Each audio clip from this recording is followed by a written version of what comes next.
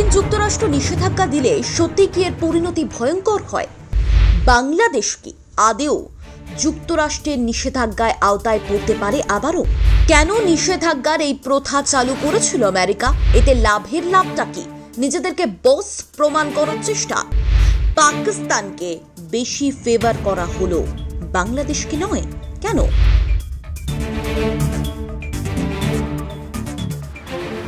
বাংলাদেশের উপর এবার কোন কোন ক্ষেত্রে নিষেধাজ্ঞা আসার আশঙ্কা রয়েছে? ফের কি নির্বাচনের আগের মতো হইচই পরিস্থিতি শুরু হতে পারে? কিন্তু যুক্তরাষ্ট্র যে বলেছিল বাংলাদেশের সরকারের সঙ্গে সম্পর্ক শক্তিশালী করতে তারা আগ্রহী, তাহলে বহু বিশেষজ্ঞদের এক্ষেত্রে একমত যে মার্কিন যুক্তরাষ্ট্র কখন কোন দেশের উপর নিষেধাজ্ঞা দেয় সেটা কেউ জানে না বা বলতে পারে না আগে থেকে। কিন্তু যুক্তরাষ্ট্রের এই নিষেধাজ্ঞা দেওয়ার প্রয়োজনটাই বা কি? বাংলাদেশের মতো ভারত কি কোনোদিনও যুক্তরাষ্ট্রের নিষেধাজ্ঞার জালে পড়েছে? যুক্তরাষ্ট্রের মতো চীন বা রাশিয়াও কি এ ধরনের স্যাংশন লাগাতে পারে? বাংলাদেশের উপর কোনো অর্থনৈতিক বা বাণিজ্যিক হয়তো নয়, কিন্তু স্মার্ট নিষেধাজ্ঞা জারি যে কোনো সময় করলেও করতে পারে যুক্তরাষ্ট্র।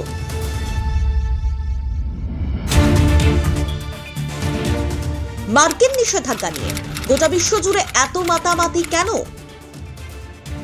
কোন দেশের উপর যুক্তরাষ্ট্র স্যাংশন দিলে সে দেশের উপর যেন গোটা বিশ্ব করুণ চোখে তাকায়। সত্যি কি এতটাই প্রভাব, এতটাই পাওয়ারফুল মার্কিন নিষেধাজ্ঞা? বাংলাদেশের নির্বাচনের আগে ভিসা নিষেধাজ্ঞার কবলে পড়ল, তবে পাকিস্তানে ভোট নিয়ে এত হাঙ্গামা হওয়ার পরও কোনো যেন হেলদোলই ছিল না মার্কিন যুক্তরাষ্ট্রের। এদিকে যুক্তরাষ্ট্র ভিত্তিক ফরেন পলিসির এক নিবন্ধে বলা হয়েছে 2021 সালে জো বাইডেন যুক্তরাষ্ট্রের প্রেসিডেন্ট হওয়ার পরে প্রথম বছরেই 665টি নিষেধাজ্ঞা দিয়েছেন তিনি বিশ্ব জুড়ে।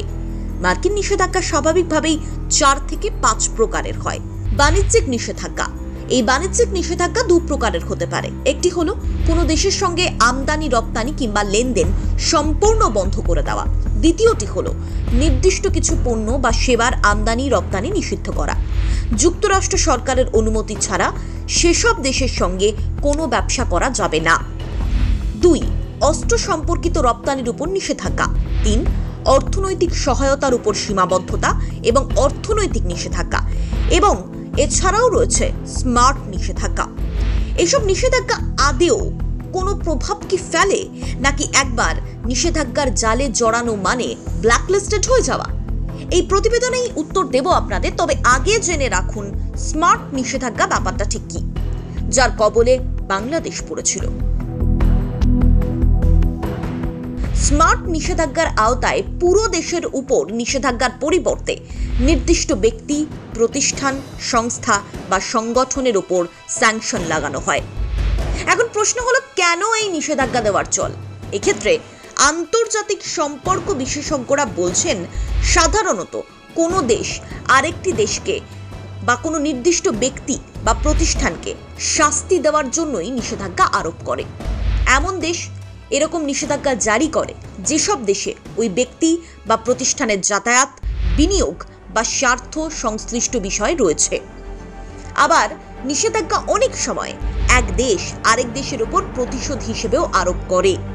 ইউনিভার্সিটি অফ স্যালফোর্ডের আন্তর্জাতিক সম্পর্ক বিভাগের শিক্ষক অধ্যাপক মর্টিস পিয়েপার বিবিসিকে এক্ষেত্রে বলেছিলেন, আপনি একটি দেশের বিরুদ্ধে নিষেধাজ্ঞা আরোপ করতে পারেন কারণ আপনি ওই দেশটির আচরণে পরিবর্তন দেখতে চান, যাতে একটা সময় পর ওই দেশের নাগরিকরা তার নিজের দেশের সরকারের উপর রেগে যায় এবং দাবি জানায় আরোপিত নিষেধাজ্ঞার ভিত্তিতে সরকার যাতে শুধরে যায়।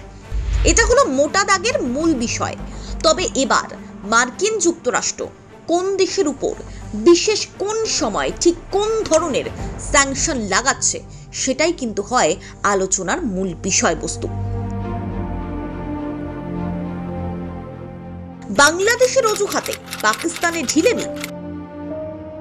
90 দশকে পাকিস্তানের সামরিক ক্ষেত্রে একের পর এক নিষেধাজ্ঞা লাগিয়েছিল মার্কিন যুক্তরাষ্ট্র, কিন্তু 2017-র পর মার্কিন নিষেধাজ্ঞার মুখে পাকিস্তানকে এখনো পর্যন্ত আর পড়তে হয়নি। তবে বাংলাদেশের ক্ষেত্রে যেন সবটাই উল্টো। প্রশ্ন হলো, কারা যুক্তরাষ্ট্রের এই নিষেধাজ্ঞার খাঁড়া মেনে চলতে বাধ্য? যুক্তরাষ্ট্র কি পৃথিবীর সব দেশের উপর নিষেধাজ্ঞা দিতে পারে? আসল সত্যিটা কি? অতীতে বিভিন্ন সময় রাশিয়া, ইরান, আফগানিস্তান, চীন, উত্তর কোরিয়া, কিউবা বা ভেনেজুয়েলার বিরুদ্ধে মার্কিন নিষেধাজ্ঞা বিশ্বের গণমাধ্যমগুলোতে হেডলাইন হয়েছে। এতে করে ওয়াশিংটন অনেক দেশের উপর নিষেধাজ্ঞা চাপাচ্ছে এমনটা মনে হলেও তথ্য বলছে যুক্তরাষ্ট্র আসলে এখনো পর্যন্ত মাত্র 35টা দেশের বিরুদ্ধে নিষেধাজ্ঞা আরোপ করেছে।